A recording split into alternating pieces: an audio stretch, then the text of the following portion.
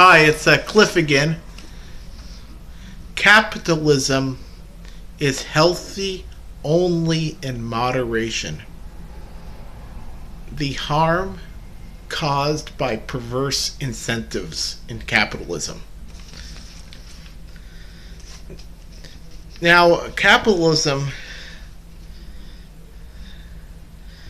does have a lot of benefits. It causes a cheaper abundance in manufactured goods, higher quality and cheaper products, and goods and services in general. It's better at producing better quality at a lower cost.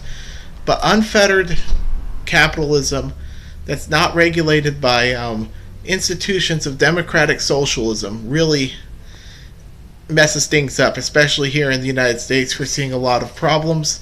Here's 5 points where unfettered capitalism is a shitstorm when in comparison to social democracy, which is a halfway point between democratic capitalism like we have in the United States and democratic socialism. Social democracy is often mislabeled as democratic socialism in the United States. Now, one problem with our system of capitalism here, often referred to as corporatism, is regulations that are specifically designed by lobbyists from large corporations to be a disincentive to smaller startup companies. They're regulations that are extremely burdensome to small companies, but are not a problem to the large companies. And this is a way of these large companies being monopolistic and being parasites.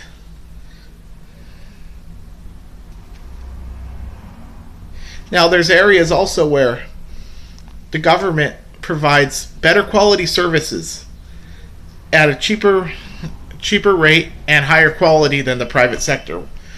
The first one is healthcare. The current system of healthcare in the United States, of privatized healthcare, is completely a shitstorm.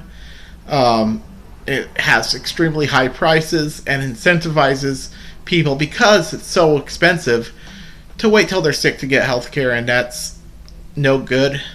Public healthcare, the government actually focuses on making people healthy because it's cheaper if the government has people being healthy with a strong push for preventative medicine. They end up making the public a lot healthier, and they save a lot of money. So that's a lot better. And also, privatized public utilities has caused the United States prices to go up and quality to go down. So public utilities need to be publicly owned. Another thing that's incredibly horrible in the United States is private prisons. Private prisons are owned by private corporations, and these companies that own these private prisons are actually sending lobbyists to the state houses, state legislatures, and the federal government, and pushing for longer and longer prison sentences, because that's how they make their money. So that's horrible. That's definitely a perverse incentive that needs to go.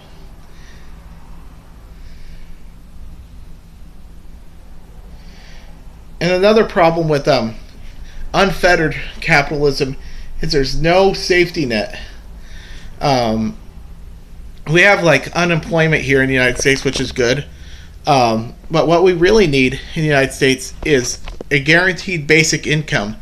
And that's because of the fact that in the next 15 to 30 years, all labor is going to become automated by advances in robotics and computer technology exponentially getting better. And if there's not a basic income set up where everybody gets at least a livable amount of money from the government before this takes place, the companies that make these products will not be able to sell the products because nobody will be making money, and the whole economy will fucking crash. We need a basic income to be established before that happens, not after, to prevent the economy from crashing. basic sense. So basic common sense that needs to be done ASAP. And next thing is the banking system and Wall Street speculation. Wall Street speculation on Wall Street needs to be fettered down.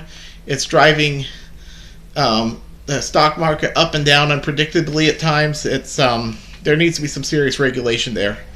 The next thing is a lot of these private banks need to be broken up and also become public. They need to become public utilities.